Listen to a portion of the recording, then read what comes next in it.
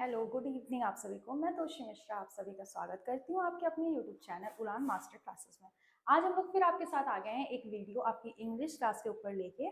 कुछ क्वेश्चंस हैं जो आज हम लोग डिस्कस करने जा रहे हैं। ठीक है, स्टार्ट करते हैं आज की हम अपनी video.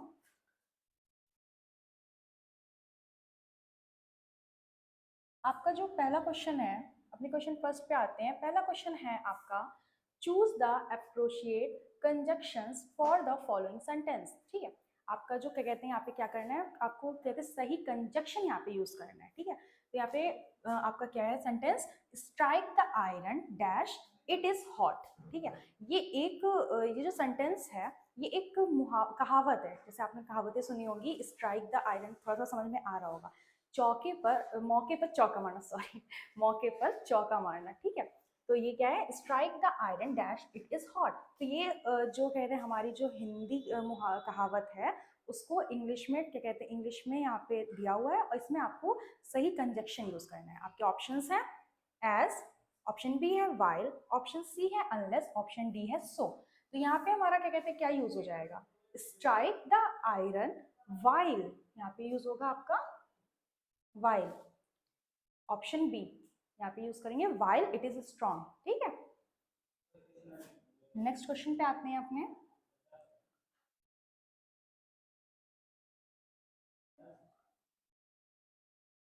Correct passive voice for the sentence. ये जो सेंटेंस आपका आगे दिया हुआ है इसके लिए आपको करेक्ट पैसिव वॉइस सेलेक्ट करना है। ठीक है, सेंटेंस आपका क्या है, प्लीज सिट डाउन। ठीक है, कृपया बैठ जाइए। तो यहाँ पे क्या कहते हैं, आपका जो ऑप्शंस हैं, फर्स्ट ऑप्शन है आपका one should sit down, second है I asked him to sit, third है टू सिट, आपका ऑप्शन डी है you are requested to sit down. ठीक है, तो यहाँ पे जो आपका सही ऑप्शन है वो है आपका ऑप्शन डी।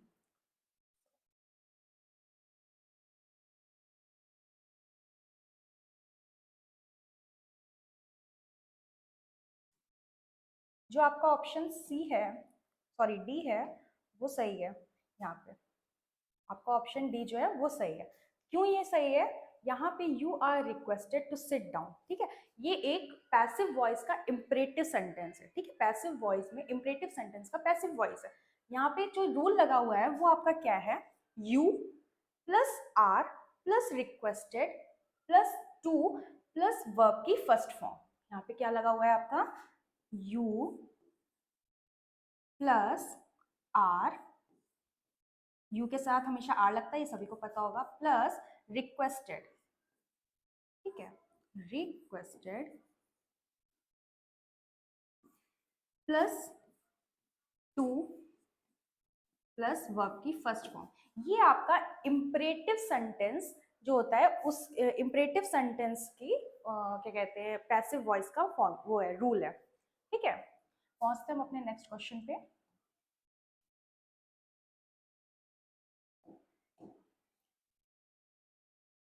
आपका नेक्स्ट क्वेश्चन है, विच of the following alternatives is grammatically correct. इनमें से आपका कौन सा जो ऑप्शन है वो ग्रामेटिकली करेक्ट है।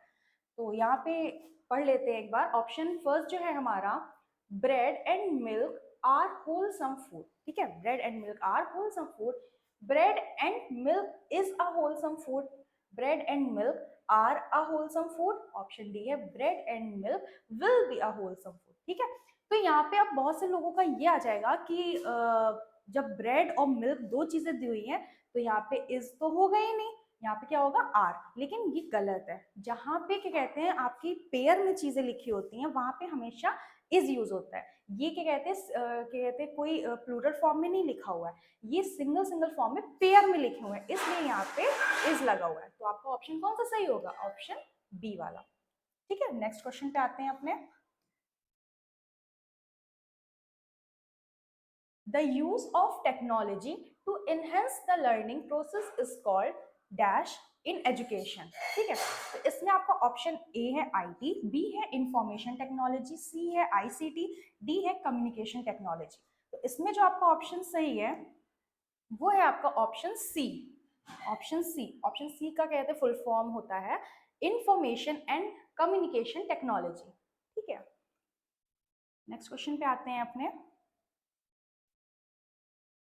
The sentence John will be leaving for England tomorrow is in.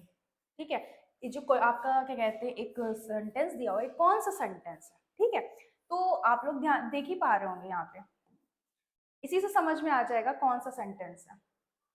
ठीक है, यहाँ से समझ में आ रहा होगा कौन सा सेंटेंस है।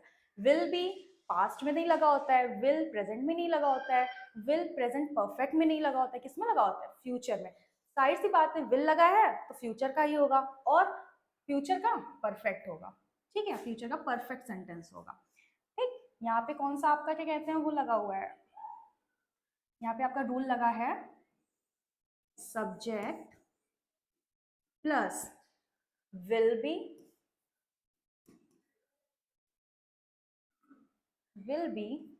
प्लस वर्ब की first form plus ing plus other word.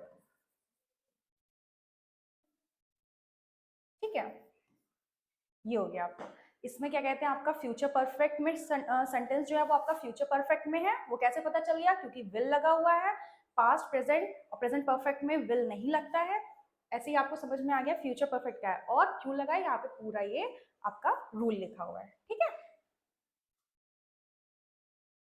पहुंचते हैं अपने नेक्स्ट क्वेश्चन पे। Which of the following is a complex sentence? Which of the following is a complex sentence? इनमें से कौन सा complex sentence है? ठीक है, आपका फर्स्ट ऑप्शन है Ravi did not like that beard man। Option B है he read what he likes। Third option है आपका she lives in a locality of our liking। Option D है Ramesh is a man of robust body। ठीक है, तो यहाँ पे आपका जो ऑप्शन सही है वो है आपका ऑप्शन बी वाला। ठीक है, बी वाला ऑप्शन सही है। क्यों सही है बी वाला option? He rights what he likes. क्योंकि इसमें क्या कहते हैं आपका कॉम्प्लेक्स सेंटेंस में आपका एक होता है सबऑर्डिनेट क्लॉज, एक होता है प्रिंसिपल क्लॉज। तो इसमें आपके दोनों क्लॉजेस दिए हुए हैं। ठीक है, प्रिंसिपल क्लॉज भी है, सबऑर्डिनेट क्लॉज भी है। तो यहाँ पे ये ऑप्शन आपका सही हो जाएगा। ठीक है, पहुंचते हैं अपने नेक्स्ट क्वेश्चन पे। The teacher in English medium schools usually teach their students in। अब यहाँ पे क्वेश्चन क्या बोल रहा है कि आपका the teachers in English medium school, English medium के जो स्कूल्स होते हैं उसमें टीचर्स अपने स्टूडेंट को किस लैंग्वेज में पढ़ाते हैं? English subject. ठीक है, इन देयर स्टूडेंट्स मतलब सॉरी इंग्लिश मीडियम सब्जेक्ट नहीं दिया हुआ यहाँ पे सिर्फ बोला गया है the teacher in English medium school. English medium school में जो टीचर्स होते हैं वो अपने स्टूडेंट्स को किस लैंग्वेज में यूजुअली पढ़ाते हैं? फर्स्ट लैंग्वेज आपकी है the direct method, sorry language नहीं method, the direct method. Option B है the grammar translation method. Second option है आपका the grammar translation method. Third option है the bilingual method. The bilingual method, इसको कोई भी बहुत से लोग इसको बिलिंगुअल पढ़ते हैं, बिलिंगुअल नहीं होता है, बाइलिंगुअल लैंग्वेज होती है। ठीक है, तो आपका ऑप्शन डी होता है the structure method. The direct, अब बात कर लेते हैं थोड़ी सी यहाँ पे समझा देते हैं आपको। जो आपका डायरेक्ट मेथड होता है, डायरेक्ट मेथड ऐसा होता है कि किसी भी लैंग्वेज को, कोई भी पर्टिकुलर लैंग्वेज अगर हम पढ़ा रहे हैं तो उस लैंग्वेज में हम किसी भी अदर लैंग्वेज को यूज नहीं करते हैं। क्या कि वो उस लैंग्वेज को हम अपनी जो हमारी मदर टंग होती है उसमें ट्रांसलेट नहीं करते हैं, डायरेक्ट उसी लैंग्वेज में पढ़ाते हैं। जैसे बहुत से स्कूलों में आपने देखा होगा कि जैसे टीचर्स पढ़ाते हैं तो टोटल इंग्लिश में पढ़ाते हैं, तो उसको क्या बोलते हैं? Direct method. ठीक है, दूसरा जो आपका है ग्रामर ट्रांसलेशन मेथड, उसमें हम लोग जैसे यूजुअली क्या करते हैं कि एक लैंग्वेज को जैसे इंग्लिश हमें पढ़ानी है तो बच्चों को English word to word translate करके तब पढ़ाते हैं, उसको बोलते हैं ग्रामर ट्रांसलेशन मेथड।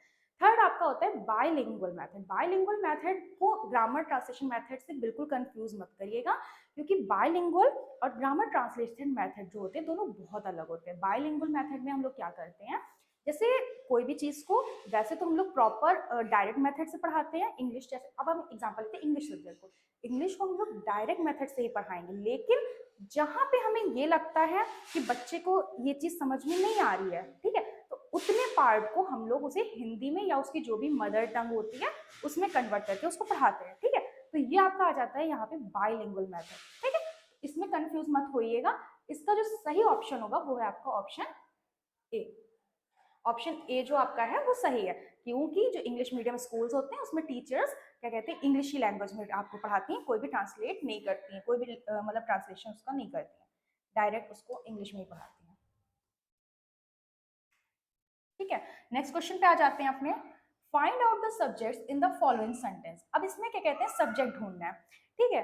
यहाँ पे क्वेश्चन आपका क्या है, the beautiful rainbow soon faded away, ठीक है। अब एक चीज यहाँ पे जान लेते हैं, सब एक होता है सब्जेक्ट, दूसरा होता है प्रेडिकेट, प्रेडिकेट, ठीक है।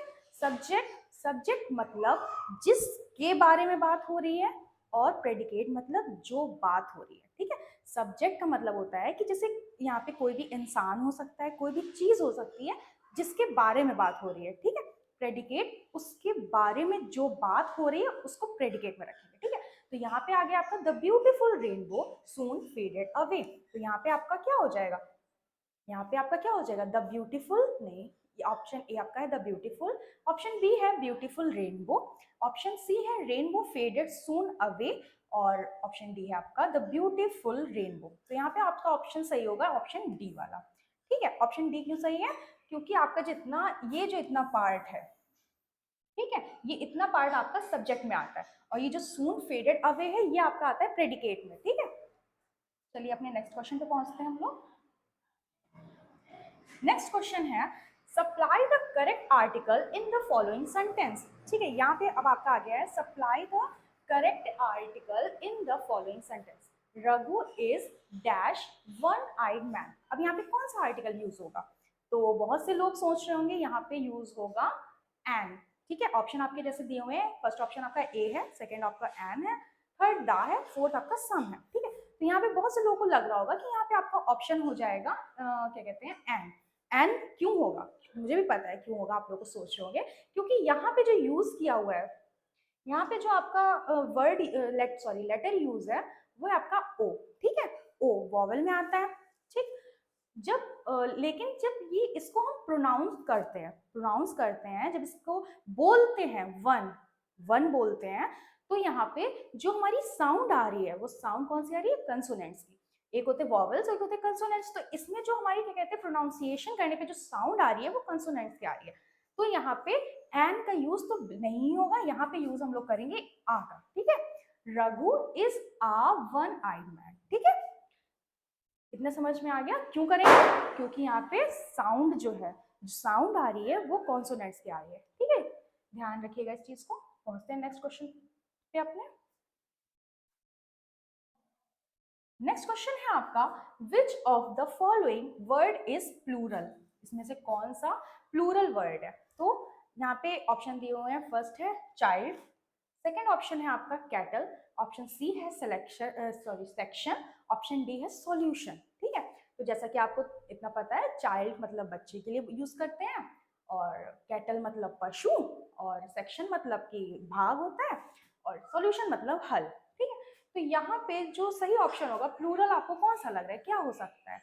चाइल्ड तो एक ही बच्चे के लिए यूज होता है, सेक्शन एक भाग के लिए यूज होता है, सॉल्यूशन हल मतलब किसी भी चीज का हल, ये भी सिंगुलर में ही आता है। यहाँ पे जो कैटल वर्ड हमारा होता है, ठीक है, जो हमारा कैटल वर्ड होता है, कैटल, ये हमारा होता है पशु, ठीक है, पशु। और पशु जो वर्ड होता है वो कभी भी एक पशु, एक जानवर के लिए यूज नहीं होता है। पशु जो हमारा शब्द होता है कभी भी एक जानवर के लिए यूज नहीं होता है, हमेशा एक, हमेशा दो, तीन या उससे अधिक जब भी जानवर होते हैं तो वहां पे हम लोग यूज करते हैं कैटल। तो आपका इसका सही आंसर जो होगा वो होगा बी ऑप्शन, ठीक है। कैटल इसमें सही ऑप्शन होगा। पहुंचते हैं अपने नेक्स्ट क्वेश्चन पे। Which of the following nouns is in plural, इसमें से कौन सी नाउन जो है वो प्लूरल लग रही है। अब इसमें तो एस तो देखना नहीं है, क्योंकि कुछ वर्ड्स ऐसे होते हैं जिनके लास्ट में एस लगा होता है, बट स्टिल वो क्या कहते हैं सिंगुलर भी रहते हैं। तो जैसे कि इसमें दिया हुआ है न्यूज, आपका न्यूज है ऑप्शन ए, ऑप्शन बी आपका इकोनॉमिक्स है, ऑप्शन सी आपका टेनिस है, ऑप्शन डी आपका क्रिसिस है। न्यूज मतलब सभी को पता होगा समाचार, ठीक है। इकोनॉमिक्स मतलब पता होगा, और टेनिस तो एक गेम होता है। क्रिसिस का मतलब होता है संकट, ठीक है। क्रिसिस यहाँ पे थोड़ा सा टफ वर्ड है, इसका मतलब होता है संकट, ठीक है। तो यहाँ पे आपका जो ऑप्शन सही होगा वो आपका होगा इकोनॉमिक्स। इकोनॉमिक्स जो है उसको एक हम लोग प्लूरल में रख सकते हैं, लेकिन इन सबको तो सिंगुलर ही रखना है, सिंगुलर ही रहते ही है, रखना क्या है उन्हें, ठीक है। चलिए पहुंचते हैं अपने नेक्स्ट क्वेश्चन पे। Which of the following sentence is in passive voice. अब इसमें से आपको देखना है, आपके ऑप्शंस में से आपको देखना है कि आपका कौन सा जो सेंटेंस है वो पैसिव वॉइस में है। तो आपका ऑप्शन ए है my nerves are bad tonight, ठीक है। ऑप्शन बी है he take his classes punctually. Option C है a letter was written by him yesterday. आपका ऑप्शन डी है it looks good and gracious, ठीक है। तो इसमें आपका जो पैसिव वॉइस होगा वो इसमें हो जाएगा ऑप्शन सी वाला, a letter was written by him yesterday, ठीक है। ये पैसिव वॉइस में आपका लगा हुआ है। पहुंचते हैं अपने नेक्स्ट क्वेश्चन पर। नेक्स्ट एंड आपका लास्ट क्वेश्चन है ये, fill in the blanks in the correct preposition neither. आपका कौन सा सेंटेंस है, neither he is sorry dash his father, ठीक है। अब नाइदर लगा हुआ है तो आपने पढ़ा ही होगा कि नाइदर के साथ क्या लगता है हमेशा, नाइदर के साथ हमेशा लगता है आपका नॉर। नाइदर के साथ हमेशा नॉर लगता है, तो इसका जो सही ऑप्शन होगा वो नॉर। यहाँ पे नॉट नहीं यूज करेंगे, और नहीं, हमेशा आइदर के साथ और लगता है और नाइदर के साथ हमेशा नॉर लगता है। तो यहाँ पे आपका जो सही ऑप्शन होगा वो आपका ऑप्शन ए, ठीक है। यहीं पे आपके जितने भी क्वेश्चंस हैं वो सभी कंप्लीट होते हैं। उम्मीद करते हैं आपको जो हमारी इंग्लिश की क्लास आज की रही है वो अच्छी लगी होगी। और अगर आपको क्लास हमारी अच्छी लगी है तो वीडियो को लाइक करिएगा और थोड़ा सा शेयर भी कर दीजिएगा। आगे आपको मिलते हैं हम लोग अपनी नेक्स्ट इंग्लिश की वीडियो में, इंग्लिश क्लासेस में, ठीक है। तब तक के लिए आप सभी को राधे राधे।